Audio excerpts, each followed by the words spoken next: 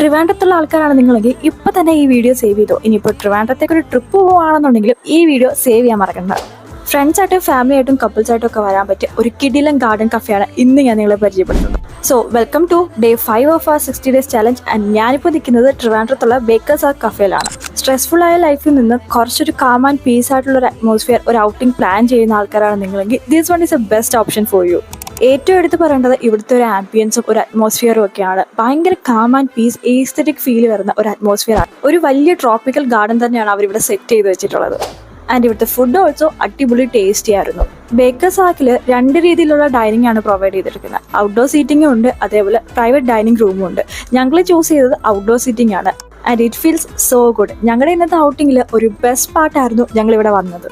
അപ്പോൾ ഇതിന്റെ ലൊക്കേഷൻ വരുന്നത് ട്രിവാൻഡ്രം ചന്ദ്രശേഖർ നായർ റോഡിലാണ്. സോ വീഡിയോ ഇഷ്ടപ്പെട്ടാൽ ലൈക്ക് ചെയ്യാനും ഷെയർ ചെയ്യാനും കമന്റ് ചെയ്യാനും ആൻഡ് അതേപോലെ സേവ് ചെയ്യാനും മറക്കണ്ട. And follow for more such videos.